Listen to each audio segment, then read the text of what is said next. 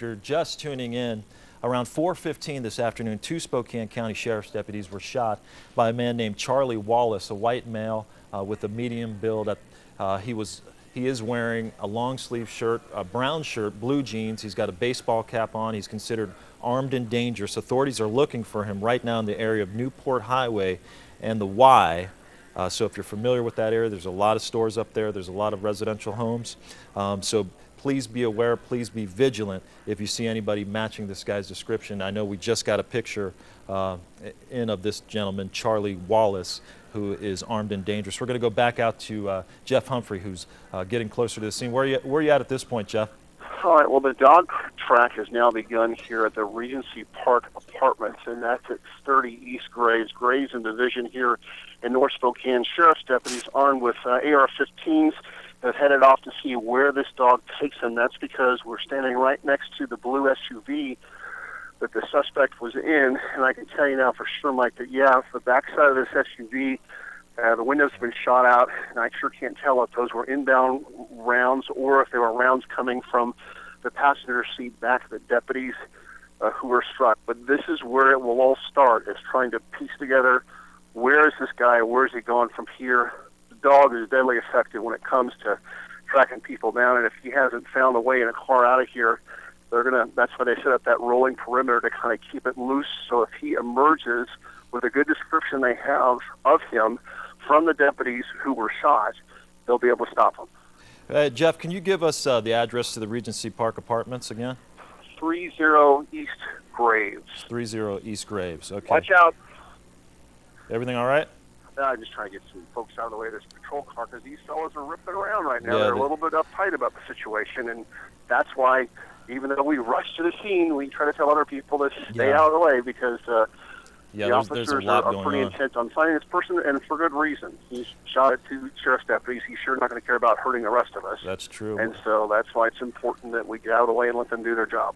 Hey, Jeff, you've done a lot of stories on the police dogs. In a situation like this, how does the police dog handle it? Do they send multiple dogs out and just let them find the scent, or do they have them on a leash or something like that? How does something like that work? In this particular case, it's a lone dog that has a handler, and then guarding the handler are 2 additional sheriff's deputies with their long guns. And so they let the dog do the driving, and what the dog alerts on is just largely disturbances in the soil, in vegetation. As we run away from crime scenes, we're shedding things called skin rafts. It happens all the time. And those skin rafts are another thing that the dog can key on. So if the dog can smell the skin rafts in the car seat of the getaway car, then incredibly the dog can find those skin rafts as they fall off the suspect as he runs away from the scene. All right, Jeff. Jeff, have you had a chance to talk to any authorities? I know you've been busy just trying to make it to the scene with all the traffic and everything. Let me plug in this camera, and we'll talk in person here about this in just a second. Okay, that sounds great. That's Jeff Humphrey reporting. He's getting close to the scene. He's encountered a lot of traffic, but he was where this all initially started, over at the Regency Park Apartments at 30 East Graves, and you heard Jeff say that it looked like a shot had gone through the back window of that SUV that this gentleman, Charlie Wallace, was driving. They believe that Charlie Wallace is on foot somewhere in that area, so obviously if you live out in North Spokane near the Y and Newport Highway, be very vigilant. We do have a picture. Guys, can we throw a picture up of this guy real quick before we go out to Ian? Okay, we don't have the photo. All right, let's just go out live to Ian Cole, who's on the scene. Ian, what's your update now? Not a whole lot has changed right now. Actually, things are starting to slow down, it seems like, with officers. They have, I can tell you, they've stopped sprinting to their cars back and forth, trying to find out information and share that with each other as they try and find more clues from the scene here and give it to the other law enforcement that are responding to look at the suspect right now. I can tell you once again, try and stay away from this area if you can. We're along Highway 2 and Hawthorne here, and Spokane police are actually diverting people into the Target parking lot to get them around this scene as they continue to investigate. Mike? Hey, Ian, give us a perspective on sort of this joint task force that's on this. I see Spokane County Sheriff's deputies. I thought I saw a State Patrol member. how many agencies are involved in this? Well, I've identified some Spokane Police major crimes detectives as well who are working with sheriff's deputies, Washington State Patrol. Like you were saying, Mike, they're really all coming together in groups and talking about this, finding about or talking about the best way to handle this situation, and their evidence collecting as well. Have authorities given you any indication that there will be a press conference about this? And because we haven't received any actual official word of what's happened. Typically in the news business, the way it works, folks, is they'll send out a press release of exactly what happens, and we kind of confirm that. But in this particular case, it just broke so quickly. We were getting reports into the newsroom, and we sent all our crews out that way. So long story short, Ian, have you heard anything from authorities? I haven't heard anything yet. I did talk with Deputy Mark Gregory. He's one of the public information officers with the Spokane County Sheriff's Office. He walked by me, said he needs to find out some information, and like I said before, he wants to get it out as soon as he can, and he will be back as soon as he can. I see him riding on the back of a deputy's car right now, writing some notes, and I imagine that's what he's getting ready to do. Hey, real quick question. You're at Highway 2 in Hawthorne. Across from that big mall where like Best Buy is, Safeway, Azteca restaurant. In terms of traffic, have they cordoned off all that area?